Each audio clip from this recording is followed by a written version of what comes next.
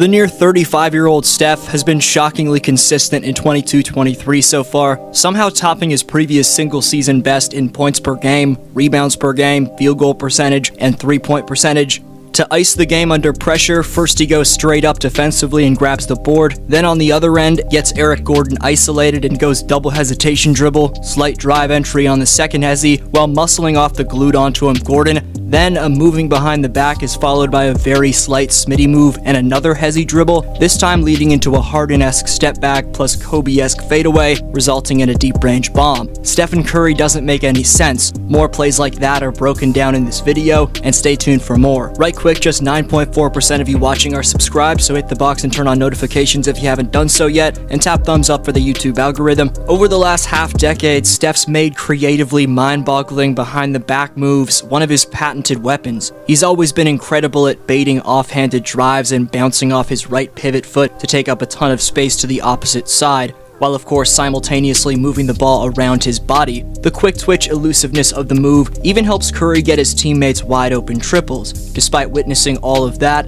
this possession against New York was still shocking. Look at the gravity Steph draws from Cam Reddish after a simple shrug of the shoulders as the off-ball fake gives Steph enough space for the backdoor cut. Problem is, after getting the bounce pass, Hartenstein rotates onto him and Reddish recovers to seemingly force Steph to pick up his dribble. Instead, Curry's classic offhanded hesitation and leap off that right pivot foot gives him the leverage to split two defenders in mid-air. How do you even think of something like this? Then the reaction afterwards, like, oh my goodness, I'm an alien. According to NBA.com, Steph's made 3 of his 4 fadeaway jump shots this season, and last year, he made 6 of his 13 fadeaway jumpers. Steph didn't attempt more than 10 fadeaway jumpers within a single season from 2016-17 up until 2021, but the year before Durant arrived in 2015-16, Curry took 21 total fadeaways and made 13 of them. But in the post-Kevin Durant era and the later stages of his career, Steph's been trying to make that fade a shot he can turn to. While the play I broke down in the intro was something you probably saw replayed all over social media, a minute before that, Steph again got the mismatch isolated onto him and goes signature combo, momentum cross to his offhand and hezi step back.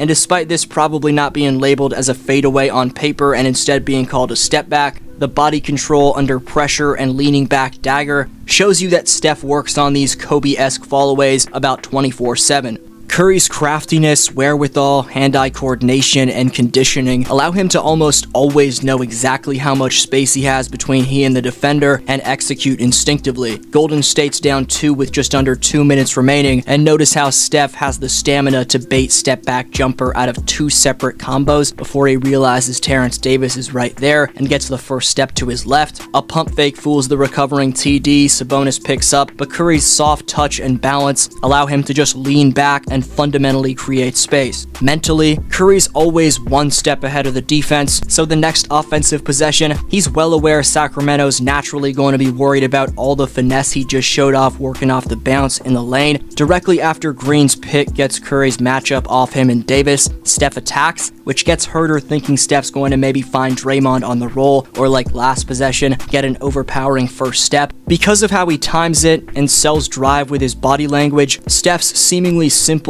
all-in-one motion between the legs momentum to his offhand and step back was evidently the last thing on Kevin's mind. That right there is a once-in-a-lifetime combination of off-the-dribble space creation and shooting mechanics / range that we should all appreciate getting to witness. Steph's been having the best year of his career from every area on the floor, which is insane for a player in his 14th season. And a great point about Curry is that no superstar in NBA history has continued to improve their game until age 34 like Steph is currently doing. The biggest area of improvement that's made Steph impossible to game plan for this year is his finishing. He's making 80.9% of his shots from 0 to 3 feet, a career best by over 10 percentage points from any other year. Simply incredible. Here, Landale respects that finishing ability and stays low in his drop coverage, but Steph proves you simply can't be that far back. Conundrum for defenses is that you also can't be too far up in drop coverage, as Landale makes the adjustment the next time down, but bites on an in-and-out move and recovers late to give Steph the and one. That game in Phoenix, albeit in a blowout loss for Golden State, saw Steph post his 11th career 50-point game. to finally give the Warriors their first road victory. At 34 years and 251 days old, Steph became the second oldest player in league history to record at least 30-plus points and 15-plus assists. The monster bounce-back performance from Klay and the typically efficient outing from Maple Jordan Andrew Wiggins could be covered in a separate video. Today, it's important we give the proper credit to the consistently elite playmaking, leadership, and hustle from the man who the dynasty will start and end with. Curry's career true shooting percentage is the 6th most efficient in the history of basketball. Reason that's incredible is because think of where Steph shoots it from. Anyone else in the top 10 is either a forward or a center. In fact, the only non-center in the top 10 all-time greatest true shooting marks ever is Cedric Maxwell, who never attempted a three-pointer in his career. But let's go from looking at what Steph's done throughout the entirety of his career to what this man's doing specifically this season. According to StatMuse, Curry's currently having the most efficient 30-plus point per game season in NBA history on a per-possession basis. Essentially, a Steph shot is worth more than anyone's ever, and by a wide margin. The same gap between the number 1 ranked Curry and number 2 ranked Jordan in that category is the same gap between the number 2 ranked Jordan and the number 20 ranked Shai Gilgeous-Alexander. What's most impressed you so far about Steph?